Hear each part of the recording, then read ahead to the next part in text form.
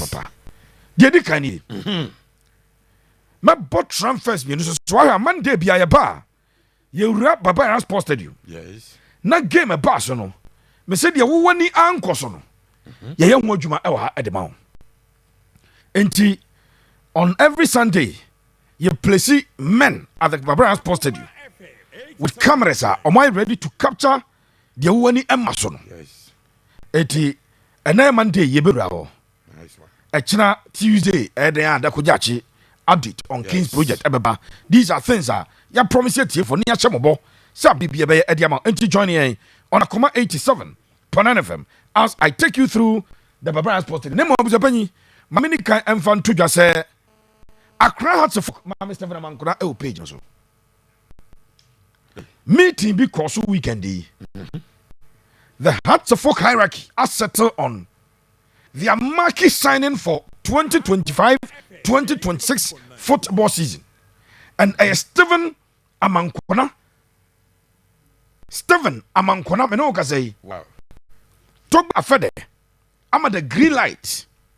Sir Hearts of Folk for and started the negotiations to bring Stephen Amankona to Accra Hearts of Folk food.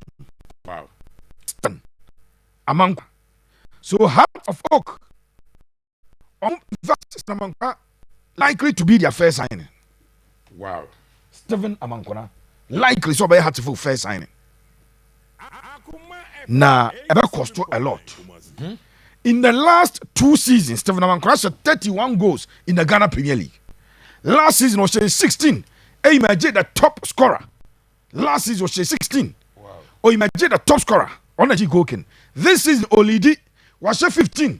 Akawan game. Fantastic.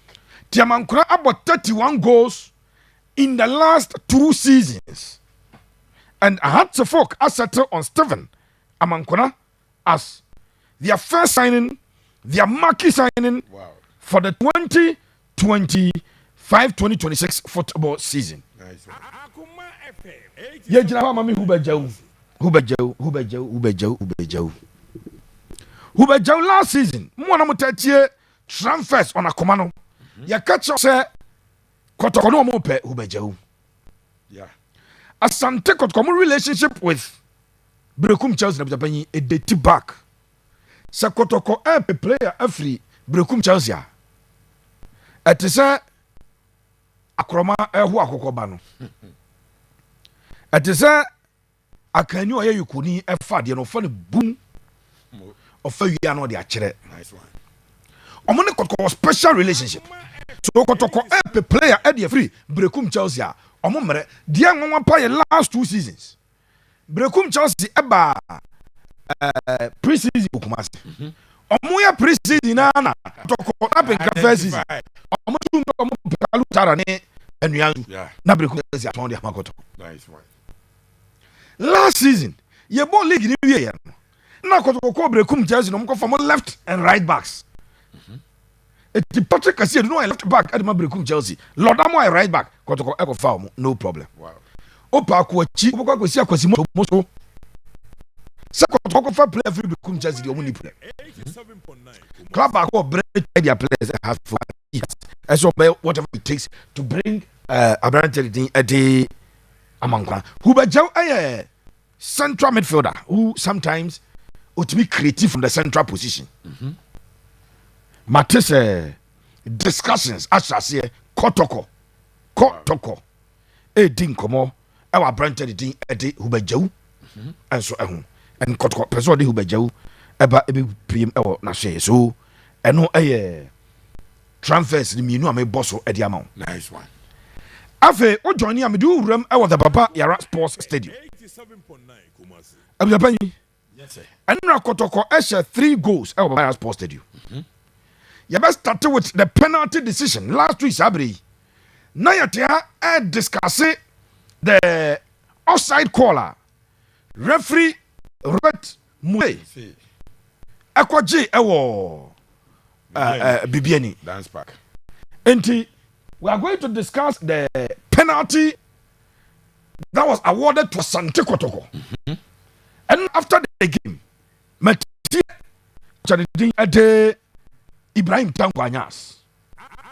Now Ibrahim Tanko asem no say referee decision change the complexion of the game. Na bro mo share first no say omunya bobia na infringement referee anye and a referee beje penalty ma Kotoko. He did not directly say Kotoko ball enya penalty. Yes. But I think his complaint was that wamo enya an incident referee na anye foul na free ho and a penalty na eba. But said ye yama de deba no saa ne be ye dia makokoba. Said penalty anase Kotoko she go ewo bibia ni na referee na anye no. Near the video ebe analysis echechiri mu awie yi. Yes, I say we will show the video and then we will do analysis on the video. Nice one. Then you will make the judgment. But one can say, "Oh, video no one make you judgment. Oh, there be pepe way there at the braka.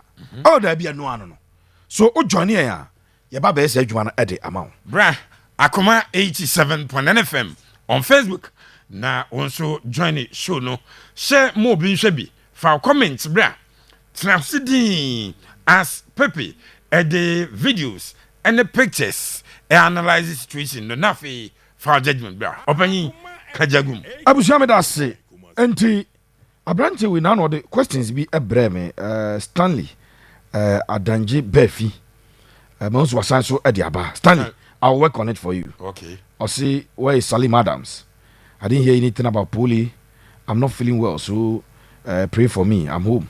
Oh. And I believe my boss. Okay, okay. Yeah, say Jumana Eddie amount and Nana Poli the amount update. Yeah, sure. Ni mu say I'm the China.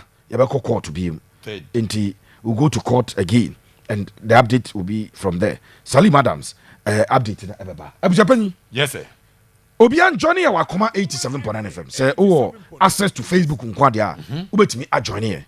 Say a laptop na tiachiri. Say a desktop computer. Say a phone. Say your tablet, say your iPad. Adie bi ekura bi ade ko Facebook e bia no. But Akoma 87.9 FM. Efa share Facebook ho na afi eba. Follow a page na betima follow. Betima like a page no. But video na that was see a live video and I'm invited Amwaba baby. Nice one. This was the move from Asante Kotoko. Kaisa na Kotoko down by go to nail. Yes.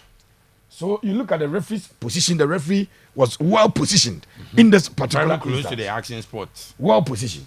The first thing we want to check, now a branch here will far born eventually a child. Or you're onside and answer or you're offside. We want to check that one. Enti Baba ya and the ball neighbor.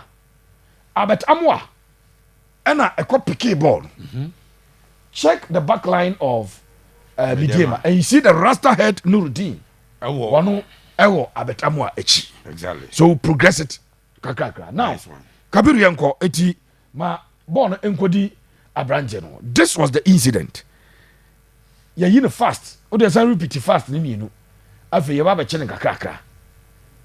Enti this was the incident. Now, first of all, Busapani say pass na aircon. Ubon say Nuruddin epeja ne nsa epe off. Mubarak Yusuf Mum. A Pijanza.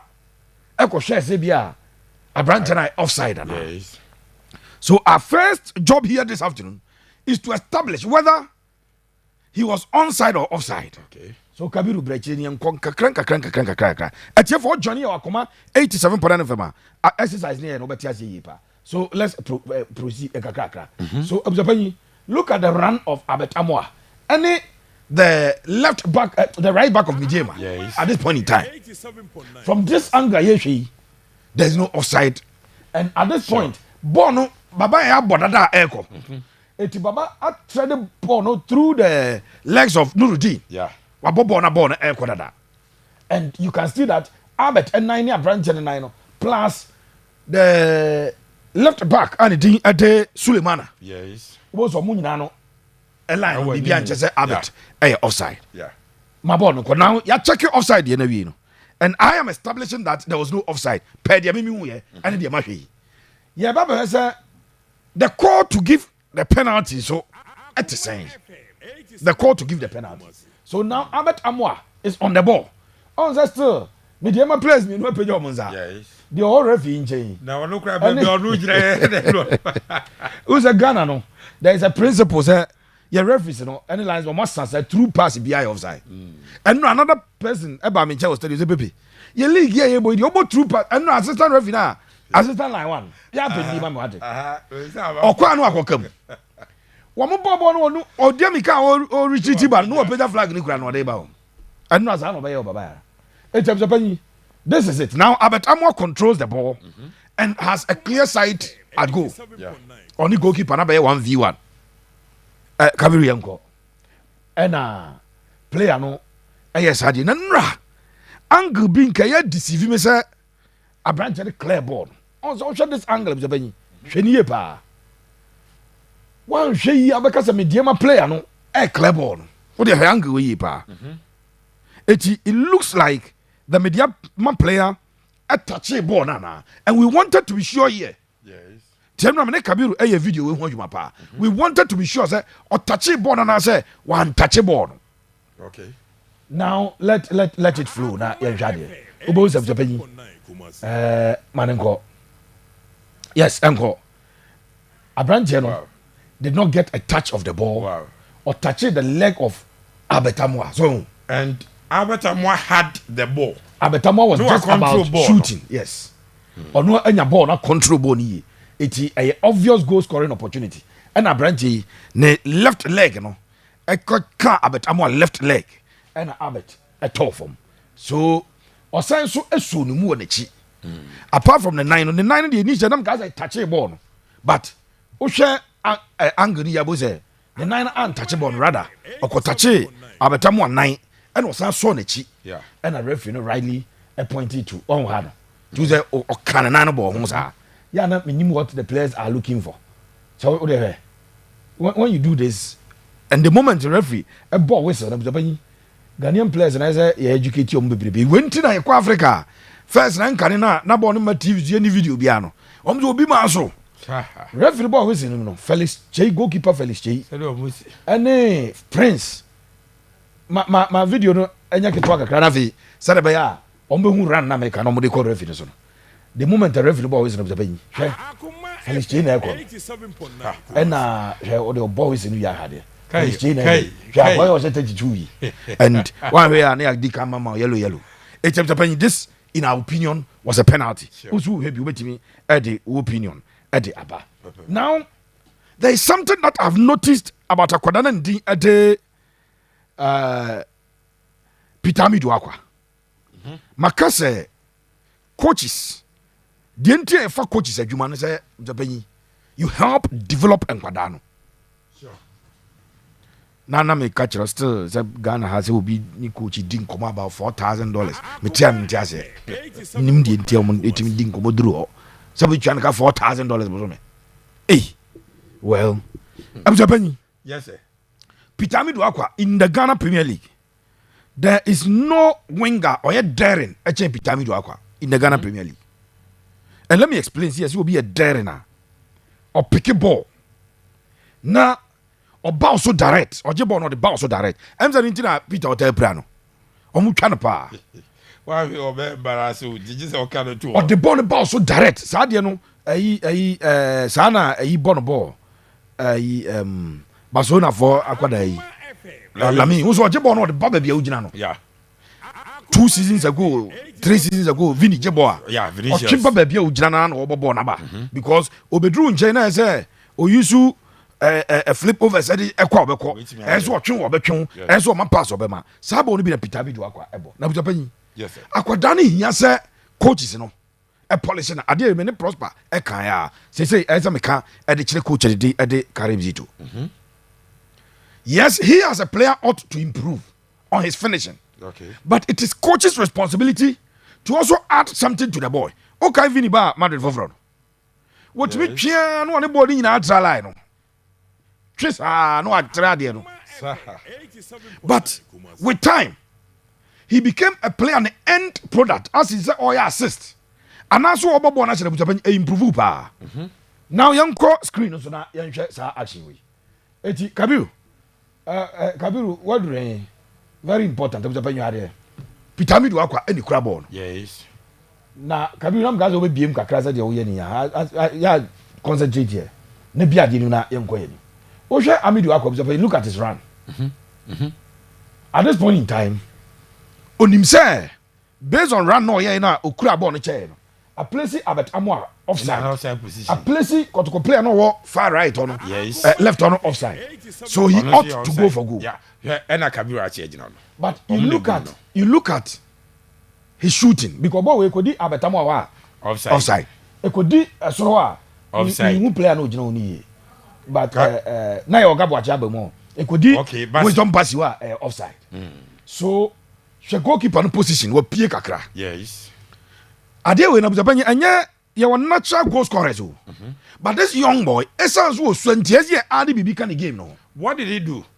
He shot with his left foot, which is his unfavorite foot. Okay. But he did not shoot on no sena or ya no fan say normal. Normal. Because when you goal scorer. But boy we didn't call ball. But a human crow here you need to bring the ball to this side. Why here Juma thing? But his eventual finishing. It's yana the final touch and the final delivery no. And he problematic. And yes I dey time Ojina ball no so first time. No. Now say go play the ball through. Yes. At that time na go play na enya offside. When baby Ojina. Yeah. Say ko ball na cross. E ko so wisdom Basia. Enka Basi enya offside. Yeah, first time. And he could have gone Kevin ball na sa. Yeah. And then Basi na kasa o speed that change players na aka. And Basi ball na ba turn him maybe our finish e dia ma. End product. We are talking about a winger who must be having goals and assists. If he had gone for this option, baby, none of the players any offside. Again, about small passer. When Abetamo speed, Abetamo, I take you off. So, say, Odisareza or about small passer. Abetapani, obet me about small pass, not Abetamo. Our box, no, D, no, yes. D, no, yeah. Sometimes, Upper Crana, Ubo rap boxing because Albert control will be trying to pay a penalty. These are end products that you expect that they add to the boys' game because he's a very, very young boy. And he's playing the Ghana Premier League. He had the experience and able. Born on Yadi Onimbo. Mr. Oye the most daring winger in our league. So I found one the creative chance. But goal scoring no any end product as is by assist. And also by goal. And some penny for children as a coaches okay. Nice one. So this one he had two options. Now Hubert Aye offside. And look at where he lifted the ball to. Manenko, lifted ball no sana afewiem baby. But lifted ball na afewiem. He ought to be taught. Let's go to the second situation. The same player. And adio me ye buzapanyi. Unse ma fa player bi ye adwuma say fa na kwada we me say oye player. Obetimi de ne 9 no de ball no. Atu hiase. Sure. Afiri na busua mu because ball no ni ball. So we are going to check another situation. Yes. Oya adwumaden ni nyina o. Ma cross no nko no de hwe enya chance say ye ball no two man na a chance o. So the ball is sent to him. Yes. And he has somebody marking him. Obi marking him. We beat you offside trap, we trap ball ni ye di ato. Kabiru ma action nko ne ye hwade ye beba be. And he had meant to take them on hade. We're taking on two players. Wow. And what the pass every Abetamwa. Then Abetamwa played him through again on the goalkeeper. Okay.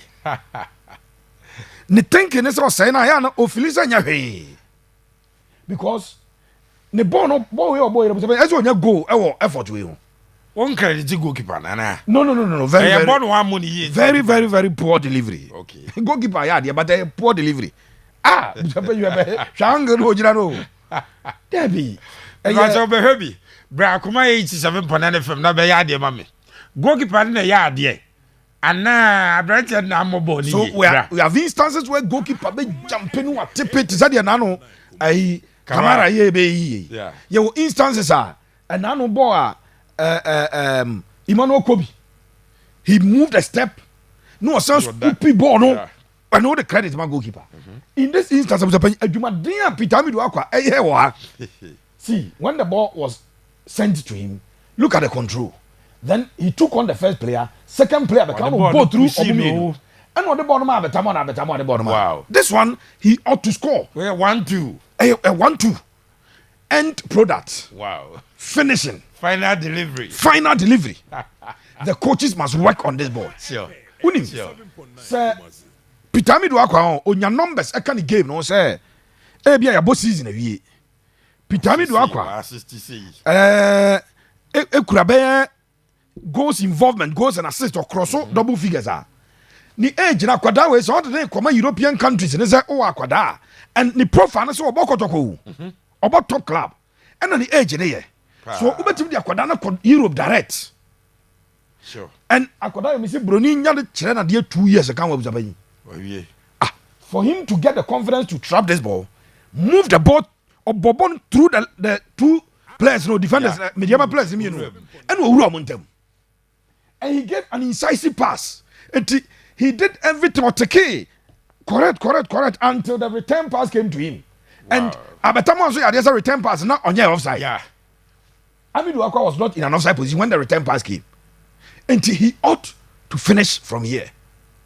And it is something that Abdul Karim Zito and so young Wojuma are training constantly.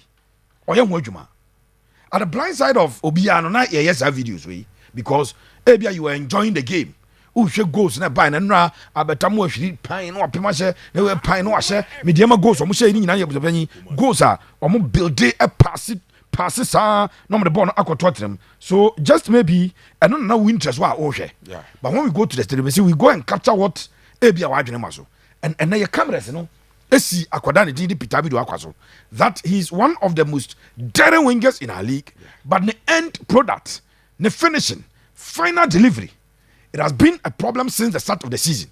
We expect that Asante Kotoko coaches, ebe mwejuma, no more improve akwada no, or more improve na, ebe buwa team no. Then the boy himself, improve no. He must be watching videos of finishing. On videos, said he see finishing ball. Hey, and nyamiadum technology in terms of paying be a person who be ano offer phone now transfer by ya utimi. Sure. He ought to be doing it, and I think that ebeboa ama Peter Amidu akwa obe realize the dreams na Asante Kotoko enya mfaso a ezo munya ede ewo no yakoba what actually transpired at Enyinase Ampiam Park no so ho